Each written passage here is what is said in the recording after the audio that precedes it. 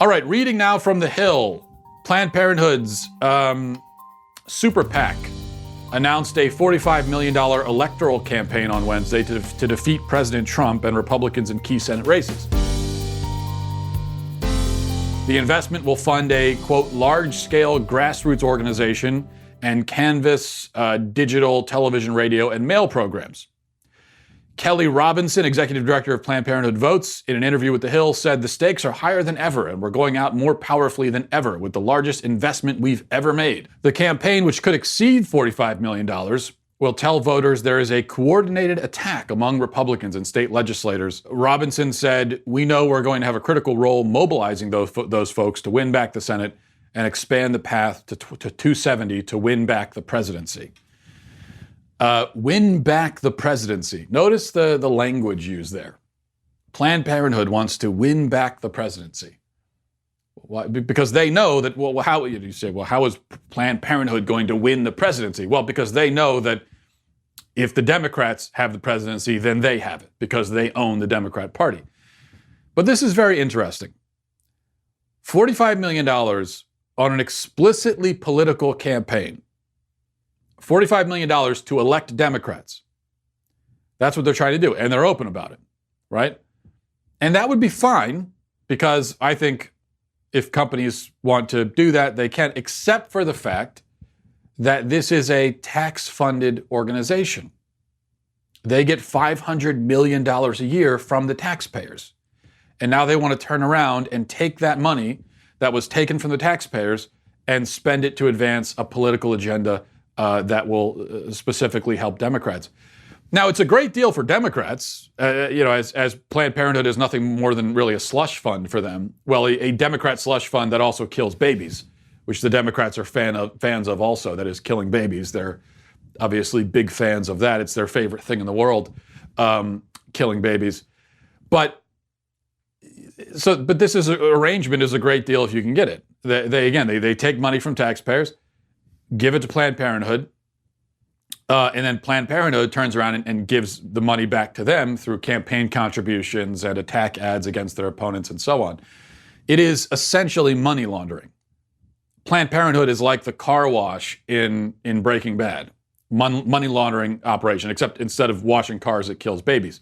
Now, let's remember all of the hand-wringing that goes on whenever the possibility of defunding Planned Parenthood is brought up. In fact, I found this online. Here's a video that Planned Parenthood put out a few months ago talking about the danger of defunding them and all the bad things that will happen if we do. Watch this. Planned Parenthood provides care for patients across the country, no matter their zip code, their income, their race, their immigration status, their sexual orientation, or gender identity, no matter what.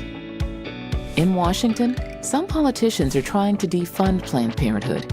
But what does that really mean? Millions of people come to Planned Parenthood for healthcare services like birth control, STD tests, cancer screenings, and sex education.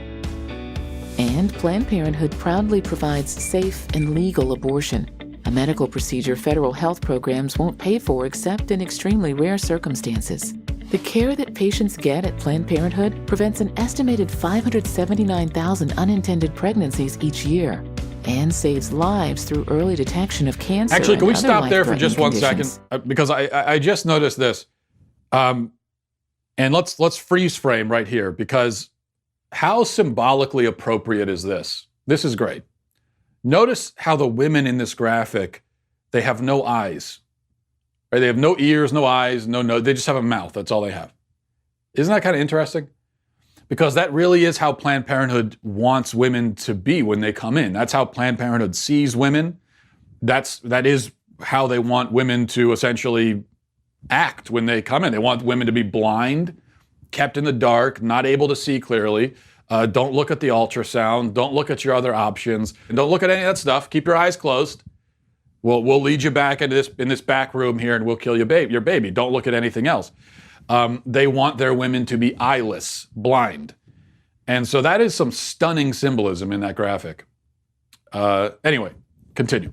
So when politicians talk about defunding Planned Parenthood, They're not talking about striking a line in the federal budget. They're talking about blocking millions of women, men, and young people from getting essential and life-saving care.